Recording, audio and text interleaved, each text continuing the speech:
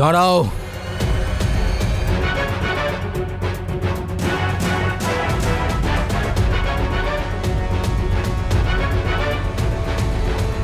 পৌরব রাষ্ট্রে সবাইকে একটা শেষ সুযোগ দেওয়া হয়, তুমিও সুযোগ পাবে। কাল সকালে তুমি আরো একটা সুযোগ পাবে নিজেকে নিরপরাধ প্রমাণ করার। আর যদি না করতে পারো তাহলে সংসার থেকে বিদায় নিতে হবে কষ্টদায়ক মৃত্যুর সঙ্গে।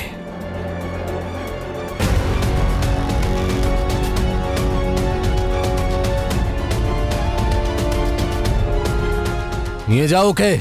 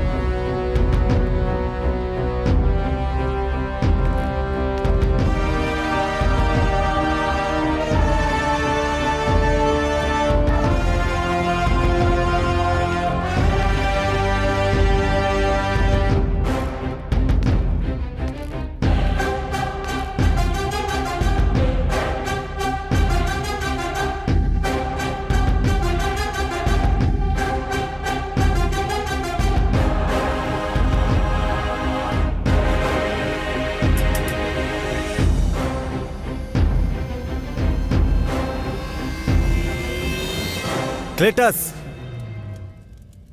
সেবাস্তিয়ান, আমি ম্যাসিডোনিয়ার শাহ আলেকজান্ডার তোমাদের দুজনকে আমার সৈন্য দলের সেনাপতি নিযুক্ত করলাম।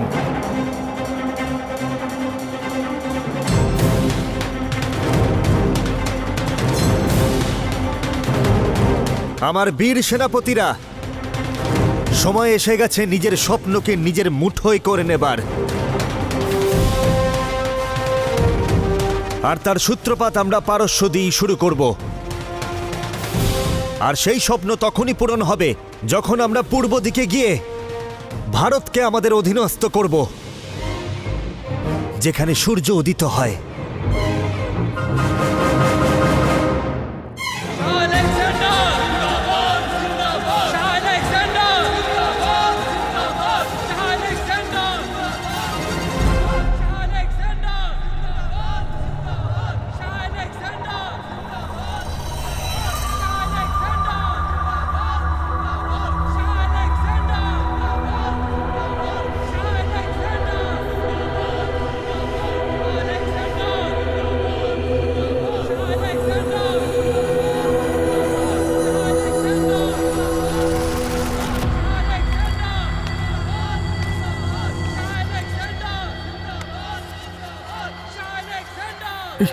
ছেড়ে দাও, ছেড়ে দাও আমায়, যেতে দাও, যেতে দাও আমায়, যেতে দাও, ছেড়ে দাও আমায়, ছেড়ে দাও আমায়।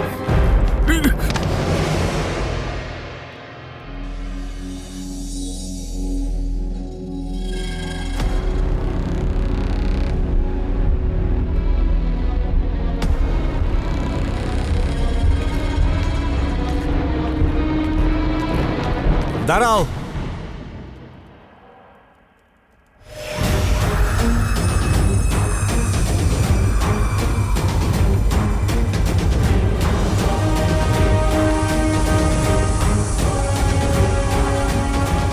আরেডিয়াসের সাথে এরকম ব্যবহার করার হুকুম তোমাকে কে দিল?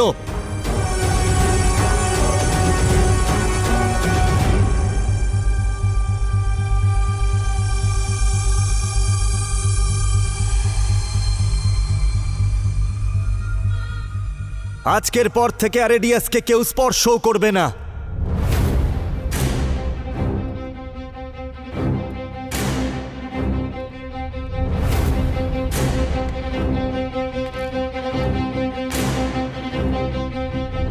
আগেই এর জীবনটা নষ্ট হয়ে গেছে, যার কারণ হলাম আমি। আজকের পর অ্যারেডিয়াসের গায়ে একটা আঁচড়ও যেন না লাগে।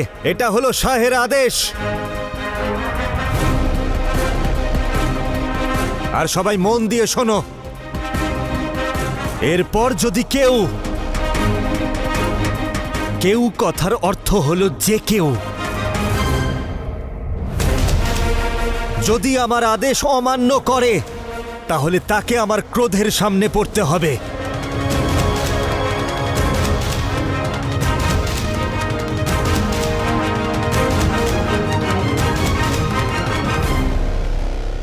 হুজুর, খবর এসেছে যে শাহ ফিলিপের মৃত্যুর খবর ছড়িয়ে পড়ার পর দক্ষিণে থেবস আর এথেন্স হুজুর শাহ আলেকজান্ডারের বিরুদ্ধে যুদ্ধ ঘোষণা করেছে। আমি জানতাম যে এরকম কিছু একটা হবে। ক্লেটাস, সেবাস্তিয়ান, সেনাপতির অস্ত্র তুলতেই যুদ্ধের ডাক এসে গেল। এবার এটাই প্রমাণ করার যে তোমাদের বাহুবল কতখানি। যাও, সৈন্যদলকে যুদ্ধের জন্য প্রস্তুত করো আর বিশেষ যোদ্ধাদের দল বানাও। পারস্য জয় করবার আগে গ্রিসকে একটা উদাহরণ দিতে হবে, যাতে আর কেউ কখনো আলেকজান্ডারের বিরুদ্ধে মাথা তোলার সাহস না করে।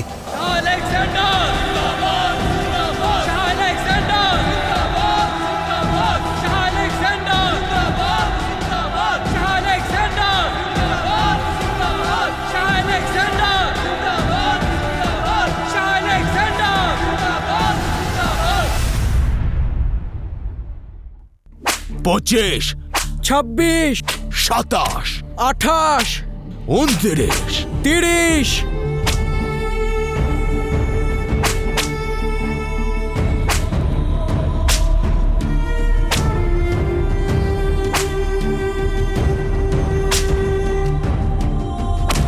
আরো মারো ওকে।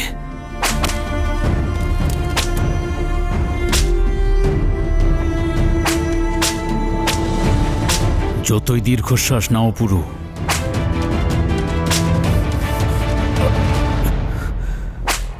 তোমার যন্ত্রণা লাঘব করা হবে না। তোমার চোখ যতই ভারী হয়ে আসুক, এক মুহূর্তের জন্য ঘুমোতে দেওয়া হবে না তোমায়।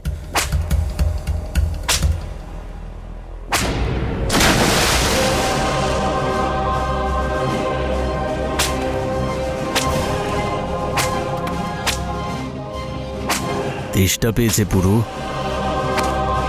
কিন্তু পানীয় জলও তুমি পাবে না।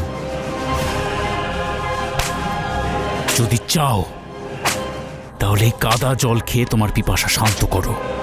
যত রক্ত তুমি আমার থেকে ঝরিয়েছ, তার প্রত্যেক বিন্দুর হিসাব তোমার থেকে নেওয়া হবে। তুমি আমাকে প্রহার করেছিলে, এত সাহস! যদি আমি তোমায় মারতে চাইতাম কনিষ্ক, তাহলে তুমি ওই দিনই মরে যেতে। যেই দিন তুমি আমার পিঠে প্রহার করেছিলে। কি বলতে চাও তুমি? আমাদের ভাবার জন্য মস্তিষ্ক আছে কনিষ্ক, প্রয়োগ করো সেটার। মারো ওকে।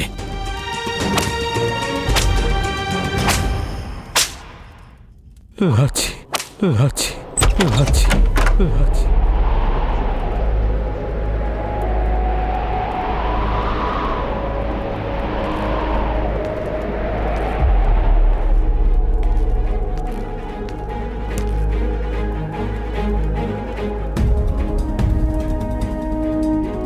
জানি না কেন এমন মনে হচ্ছে, কোথাও কিছু খারাপ হচ্ছে। শুধু একটাই আশা করব আর একটাই প্রার্থনা করব, যেন তুমি ভালো থাকো পুরো। 50 ঘা সম্পন্ন হয়েছে। নিয়ে যাও ওকে।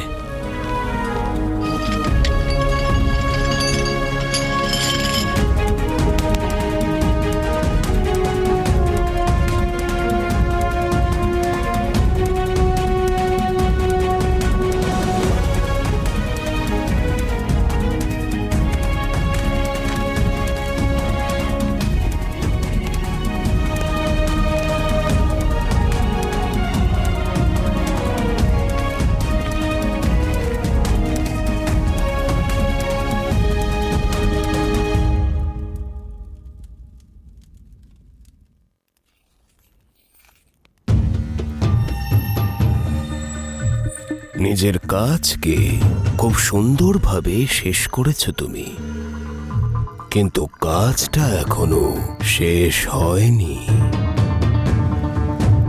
পোরাসের ওপর প্রতিশোধ এখনো বাকি আছে।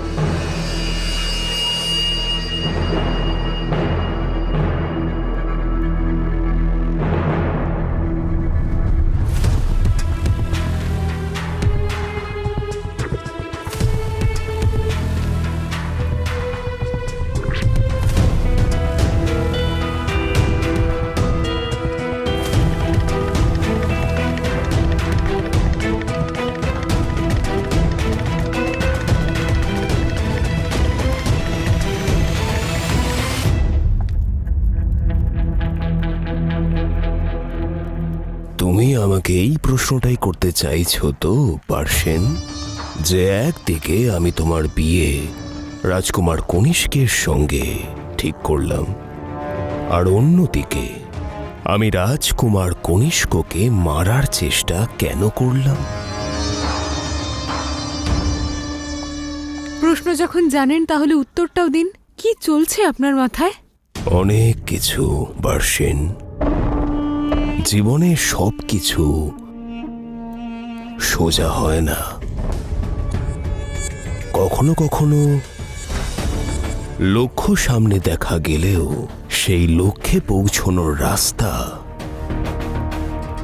খুব মুশকিল হয়ে ওঠে। এই জন্যে কথা দেওয়া আর কথা রাখার মাঝখানের খেলাটা খুব জটিল হয়ে ওঠে। আর এই খেলায় অনেক কিছু হতে পারে। আপনি ঠিক কি বলতে চাইছেন পিতা? অনেক কিছু।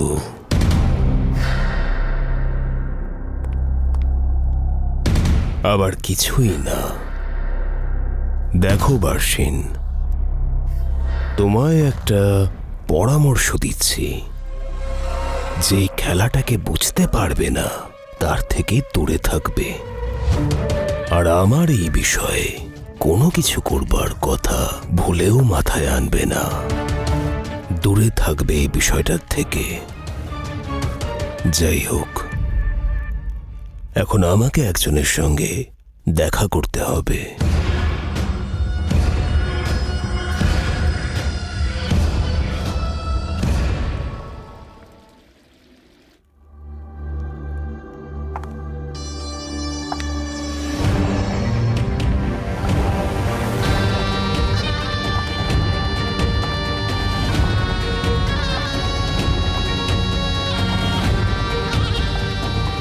বর্ণনার কোনো প্রয়োজন নেই। তুমি এখানে কি জন্য এসেছো সেটা আমি জানি। তাহলে আপনিই বলে দিন, পূর্ব দিকের সূর্যোদয়ে আপনি কি দেখতে পেলেন?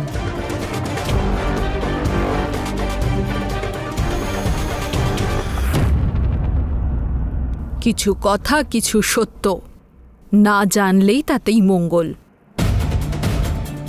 জ্ঞান আমাদের সিদ্ধান্ত গ্রহণ করতে সাহায্য করে, কিন্তু কখনো কখনো প্রয়োজনের থেকে বেশি জ্ঞান আমাদের সিদ্ধান্ত বদলে নেওয়ার শক্তিও রাখে। আর এই জ্ঞানই আমাদের শত্রুদের থেকে দু পায়ে এগিয়ে রাখে।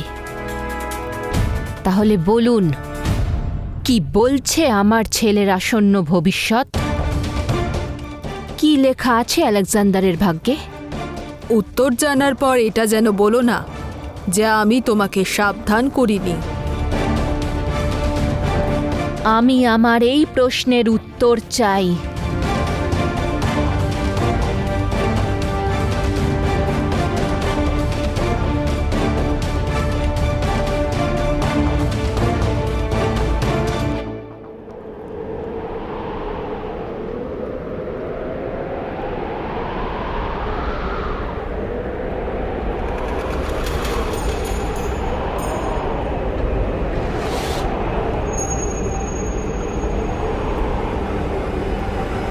প্রকৃতিতে ঝড়কে আটকানোর জন্য যেমন পর্বত থাকে, প্রত্যেক তলোয়ারের জন্য ঢাল, ঠিক সেইভাবেই প্রত্যেক আক্রমণকারীর জন্য একজন রক্ষক। রক্ষক? কে? সে যে সিকান্দারের ভাগ্য নির্ধারণ করবে, সে যার ভাগ্য আলেকজান্ডারের জন্মের সঙ্গে জড়িয়ে আছে। যেদিন পশ্চিমে আলেকজান্ডার নামে ঝড়ের জন্ম হলো,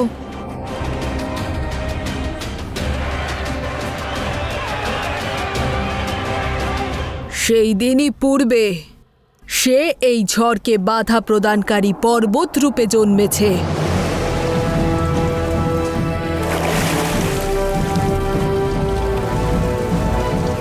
নিজের মাতৃভূমির রক্ষাকারী হিসেবে। সেই দিন থেকেই ভাগ্য এই দুজনকে পরস্পরের দিকে টেনে নিয়ে আসছে। একদিকে আলেকজান্ডার, যে পৃথিবীকে নিজের সামনে নত করার স্বপ্ন নিয়ে জন্মেছে, আর অন্যদিকে ওই পূর্ব দিকের সন্তান এই উদ্দেশ্য নিয়ে জন্মগ্রহণ করেছে যে সে তার মাতৃভূমিকে কারুর সম্মুখে নত হতে দেবে না।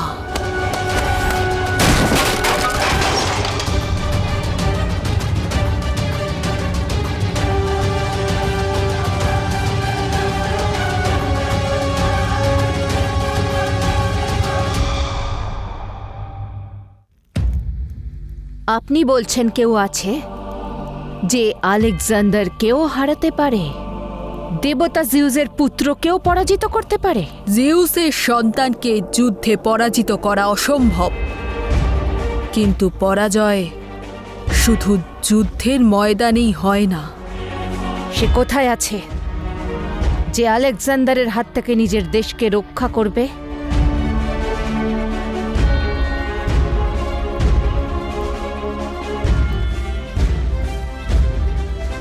সেই দেশে যেখানে জয়লাভের স্বপ্ন তুমি আলেকজান্ডারের চোখে এঁকে দিয়েছ, সেখানেই, যেখানে সূর্যোদয় হয়।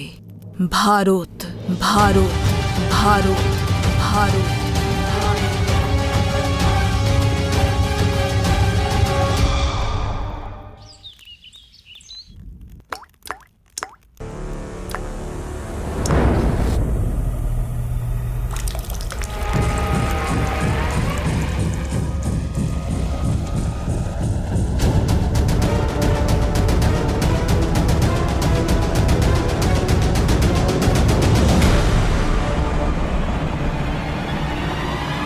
তোমাকে কাল সমগ্র পৌরব রাজ্যের সম্মুখে নগরের মধ্যে দণ্ডিত করা হবে। ততক্ষণ পর্যন্ত তুমি বন্দী থাকবে। ভোজন নয়, জল নয়, প্রতি প্রহরে তোমায় 50 গা চাবুক মারা হবে। এটা আমার পৌরব রাজ বম্নির ন্যায়।